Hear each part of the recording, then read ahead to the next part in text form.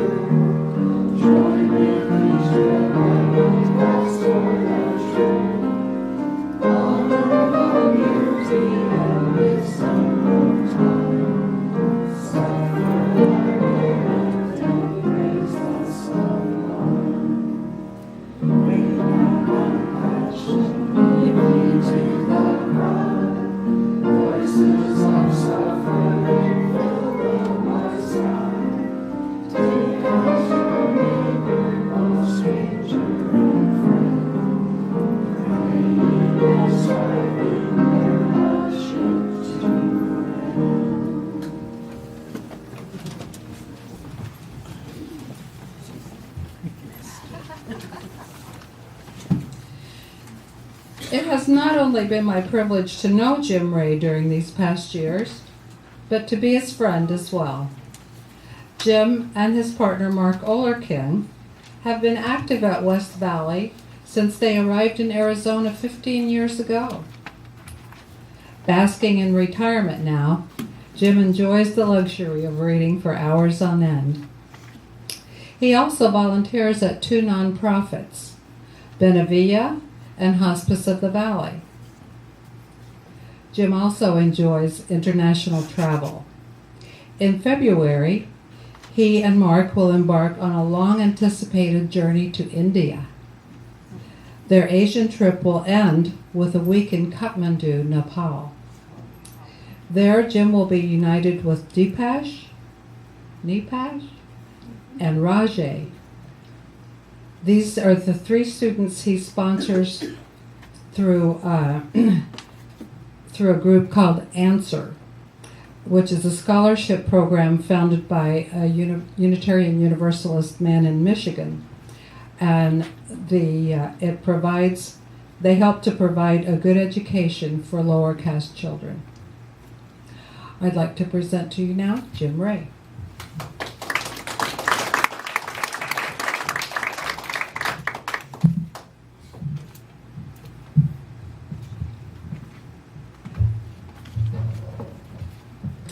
Thank you, Marika. It's a privilege knowing Marika, too. Marika, how do you spell Marika? It's not that difficult. Mary with a K and an E. M-A-R-Y with a K and E. A K and an E. Marika. I like to break words down like that a lot of times so I can remember them. It sounds beautiful, and it looks beautiful. Marika's really into words. She's a great speller, a great writer. And I know she reads a lot too. And so this month, as we consider a word, spirituality, it's nice to settle in for the next 4 Sundays and just kind of consider the meaning of that word. In the Arizona Republic this morning on page 2, Valley 101 with Clay Thompson, he says, he gets a question, I have a friend who claims atheists have a higher IQ than average. Could that be true? And then Clay goes on to describe, I don't want to get all philosophical on you, but you could also make an argument that there is a difference between a religious life and a spiritual life. Can you have one without the other? Well, that really hit home. Maybe it was a message from the heavens. Because for years I used to say, I'm not religious, but I'm spiritual. So what does spirituality mean? I think it means what we make it. Traditionally, spirituality has been defined as a process of personal transformation in accordance with religious ideals. Since the 19th century, spirituality is often separated from religion and has become more oriented on subjective experience and psychological growth. It may refer to almost any kind of meaningful activity or blissful experience, but without a single, widely agreed definition. The idea for this sermon emerged from a suggestion by Paul Manjay. Sitting behind me in a Sunday service several months ago, Paul said to me, "You know, Jim, you seem to enjoy hats. I bet you could build a sermon about hats." The proverbial light bulb went off in my head as I began recalling a gazillion hats that I've worn and observed during my lifetime. Sometimes a hat is just a hat, but headgear often reflects status, style, culture, and period. Imagine a mature woman in a long cotton print dress working in her colorful summer garden. Then add a wide-brimmed straw hat to the tableau, and a deeper emotional connection encompasses the view. Sometimes a headdress can transcend the secular to embrace spiritual significance. The original opening title sequence for the Mary Tyler Moore Show begins with a montage of Mary driving to Minneapolis and her new home, walking in her new neighborhood. In the final shot, she cheerfully tosses her tam o' shanter in the air in the middle of the street. In a freeze frame captures her smiling face and the hat in midair. U.S. military cadets, as well as many high school and college graduates, toss their hats in the air to celebrate the culmination of their studies. The University of Minnesota Rouser song, sung at every football game since 1909, begins with, "Minnesota, hats off to thee." Often heard as hats off to you, taking one's hat off to someone means to appreciate, respect, admire, or congratulate someone. It stems from a common gesture of people removing their hats or bowing to someone in response to something well done or out of respect for one another. For example, hats off to you for beating me to that prime parking space this morning. Hats perform many tasks, both practical and cultural. Sometimes they provide protection or ritualistic importance. Other times they're just good attention grabbers. But can Santa be Santa without his red cap? Hats have often been the unsung heroes of cinematic costume design. Can you imagine John Wayne sitting astride his horse at sunset in scrumptiously beautiful Monument Valley without his cowboy hat? Robin Hood without his feathered cap? Carmen Miranda without a basket of fruit atop her noggin? Indiana Jones would be incomplete without his famous fedora. Eliza Doolittle went from rags to riches. At the horse races, her black and white towering ascot, tilted to the side and reaching to the sky, was a touch of both decadence and class. And let's face it, no one exuded those qualities better than Audrey Hepburn. There's Charlie Chaplin's bowler, Fred Astaire's top hat, Sherlock Holmes' tweed deerstalker complete with side flaps. There's the fez, the straw boater, the Gatsby or newspaper cap, beret, sombrero, on and on. The baseball cap has become synonymous with retail novelty. Caps are given for unlimited commercial promotions, from farm implement dealers to automobile dealerships. There are cap websites for ready-made and custom-made. There's a spiritual hat website with offerings in a rainbow of colors with slogans running the gamut from Got Buddha and Namaste y'all to Protected by Witchcraft or God wants spiritual fruit, not religious nuts. For centuries, much attention has been paid to hat etiquette. When a gentleman dons his hat to leave or doffs his hat to a lady, his actions are being described by two very old British colloquialisms. Hats were tipped or doffed, slightly lifting the hat off your forehead.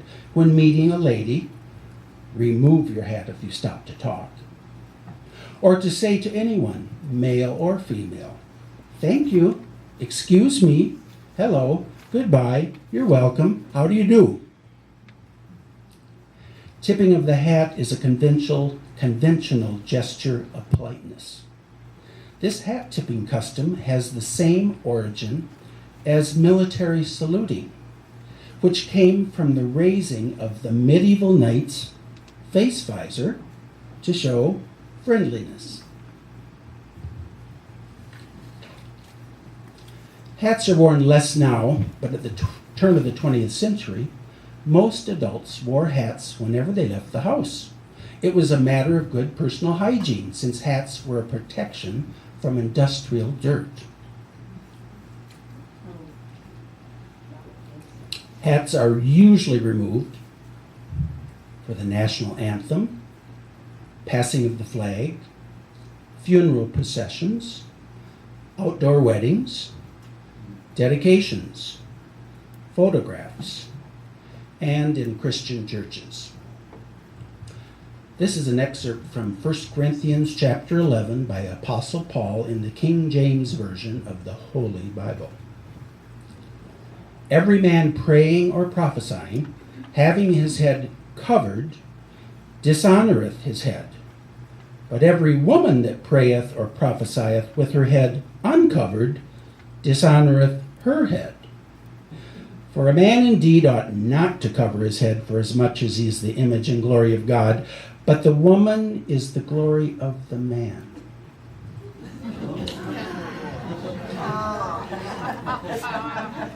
It has been acceptable for women to wear hats in Christian churches. It was once required in some Christian churches, but disrespectful for men to wear them. In places of worship today, men's hats are usually removed in Christian churches, but head coverings are required for both men and women in Muslim mosques and Sikh temples. Men are required to cover their heads in Jewish synagogues. The small, round head covering or skull cap worn by men is called a kippah, which means dome or cupola. The Yiddish word for that cap is yarmulke. The wearing of the yarmulke is a reminder of humility before God and a sign of recognition of something greater above oneself, which is why many male Jews wear a head covering whenever they are awake, with the exceptions of bathing and swimming. Attending a Jewish funeral in Sun City, I was handed a velvety yarmulke, which I rather enjoyed setting atop my head, with visions of adding it to my growing hat collection. Alas, an official reached for my headgear as I departed the service. A woman may leave her hat on indoors or during the playing of the national anthem, unless it is considered unisex, like a baseball cap. When wearing such a unisex cap, a woman usually follows the same guidelines as for men. The different rules for men and women may have to do with the difference in the styles of men's and women's hats. Men's hats are usually easily removed, but women's hats with ribbons and bows and flowers and other decorations can be quite a production to remove, especially if they're anchored with hat pins. Women might also risk messing up their hairdos if they had to remove their hats. In America, most religious and secular values and traditions, including hat etiquette, are fluid. If I stood for the national anthem today, I would think twice before judging a fellow citizen for failing to remove his or her headgear. Maybe they're having a bad hair day. Possibly their head is horribly scarred. Or perhaps they've just discovered a case of head lice and they're trying to keep the critters corralled. Speaking of changing customs, Bess Truman once said, "A woman's place in public is to sit beside her husband, be silent, and be sure her hat is on straight." But Hedda Hopper said, "I can wear a hat or take it off, but either way, it's a conversation piece." And Frank Sinatra, "Cock your hat, angles are attitudes."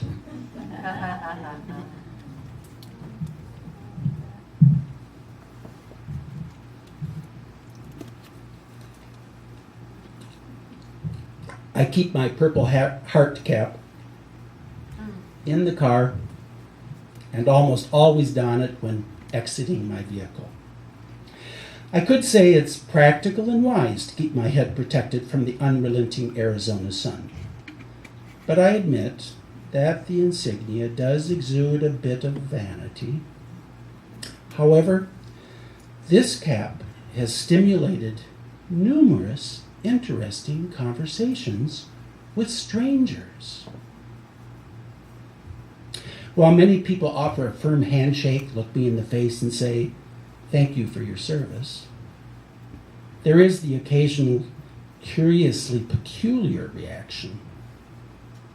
Recently, a woman escorted me to a business office, and as we were walking down the hall, she innocently stated, as she fleetingly surveyed me from head to toe, "A Purple Heart? I don't see any limbs missing." My hat's substantial personal meaning is enhanced when I witness the deep importance that my military decoration conveys to others. At the Arizona State Fair last year, a woman standing next to me at an artistic 4-H display turned my way, and immediately her eyes raised to my cap. She said, "Oh, a Purple Heart, my son has one." Suddenly, tears filled her eyes as an intense expression crossed her face, and she swiftly waved goodbye, unable to speak. That brief encounter produced a human bond that for me entered the spiritual realm. Hats off to all the Purple Heart recipients who are not alive to enjoy this day.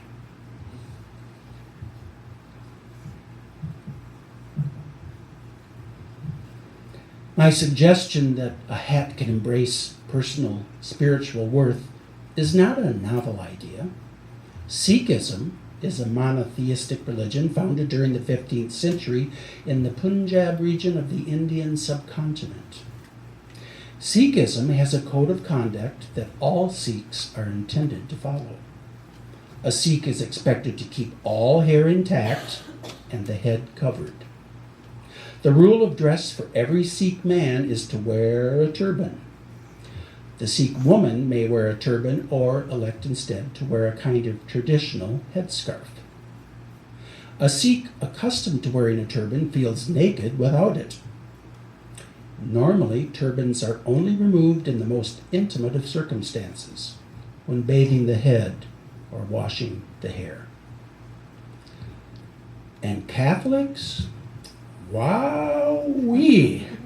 The headgear of priests and bishops and cardinals and the Pope, sometimes questionably masculine, is a veritable fashion show. Talk about dazzle. Talk about runway pizzazz. Those Catholics, they've got it.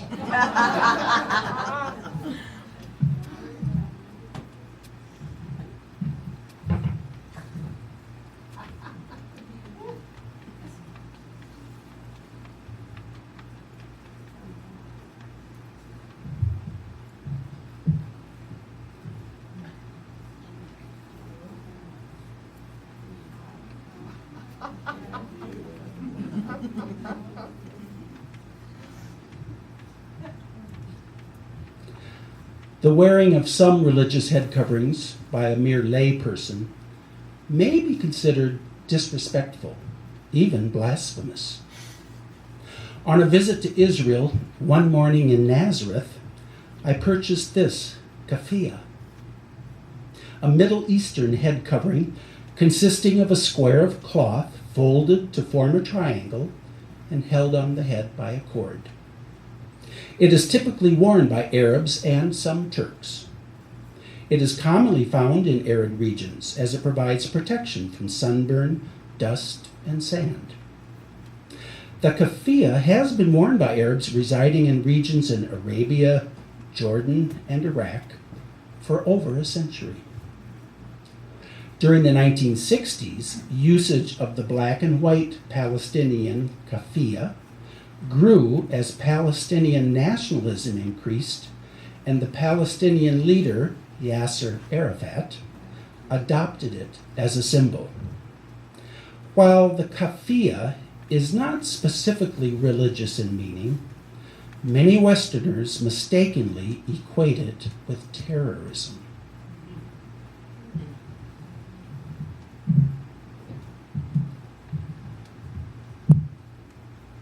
A movie or a TV criminal effortlessly sneaks into an unlocked hospital closet, slips on a white lab coat, and immediately transforms his presence into the epitome of innocence.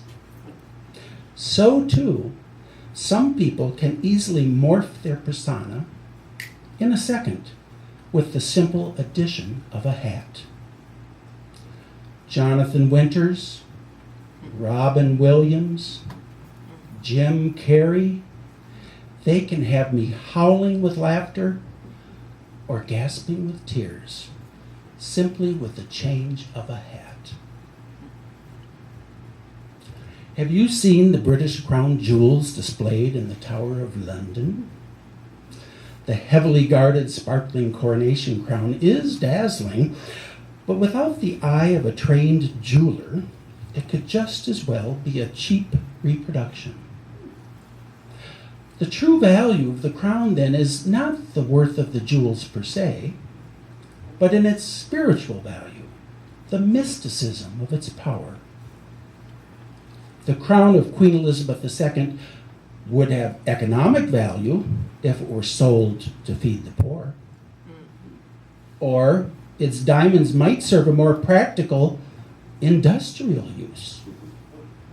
Nevertheless, the Queen's ornately festooned crown retains its importance for the royal family and much of its realm, which validates my premise that headwear can possess substantial spiritual substance. The hats spread before us on the table each have spiritual value, simply because I say they do. They may have no hold of importance to you. Possibly you might consider one or more of them offensive. Yet for me, each hat reminds me of where and how I acquired it, when I have worn it, and how it looks hanging in my closet or atop my head. My hats represent an element of my spirituality. I encourage you to make an opportunity to touch someone's spirit by asking them a question about their hat. It may be a simple compliment, or it could be a question regarding the origin and significance of what they are wearing. Your boldness may or may not stimulate a conversation, but it will infuse the moment with human connectedness. After all, even when you comment on headgear that you may never consider wearing yourself, positive feedback is good for the giver and the receiver. Remarking about a stranger's hairstyle or clothing may be too personally invasive, but commenting on one's headgear is more neutral ground. So sometimes a hat is just a hat, for warmth and protection, or part of a uniform. But often a person's headgear is a personal statement, and perhaps it has a thought-provoking story to tell. I encourage you to investigate the possible spiritual significance of someone's hat. Animism is the worldview that non-human entities, animals, plants, and inanimate objects or phenomena, possess a spiritual essence. I believe if more humans practiced animism, we would take better care of our earth. So if animals, plants, and even rocks can hold spiritual value, then I say, why not hats? Hats off to you.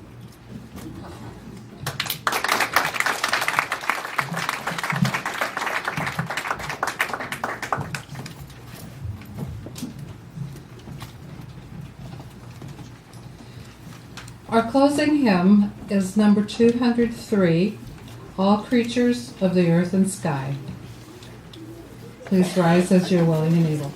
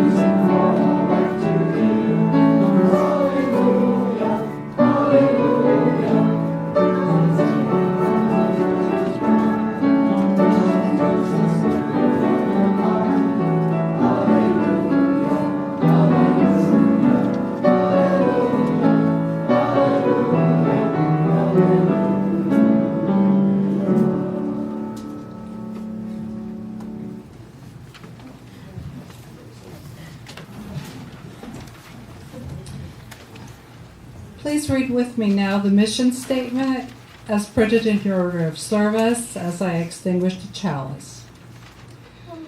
We agree to provide a safe place to celebrate diversity, draw inspiration for living better lives, foster social and environmental justice, compassionately support each other in our spiritual searches. I would like to thank everyone now who helped with the service today. First and foremost, I thank Jim Reay for being our speaker and providing us with a whole new spiritual insight into headgear. It was wonderful. I thank our greeters, Joy Bowen and Dorothy Ward, our chalice lighter, Mark Olerking, and the James family for recording the service. Thanks to Kimberly Escalante for coordinating our lunch afterwards.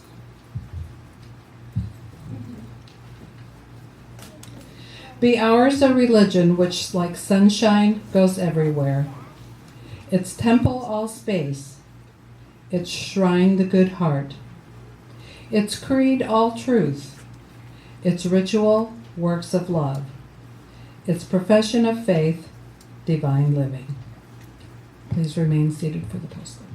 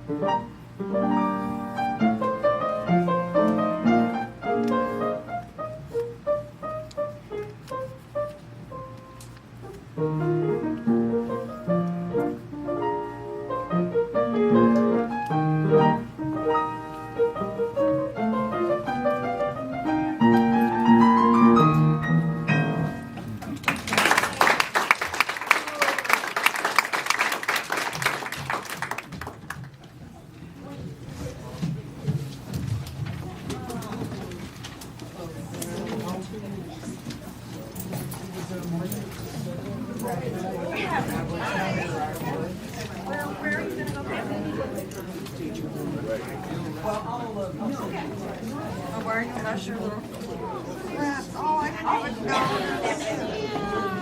So sweet. What's your name?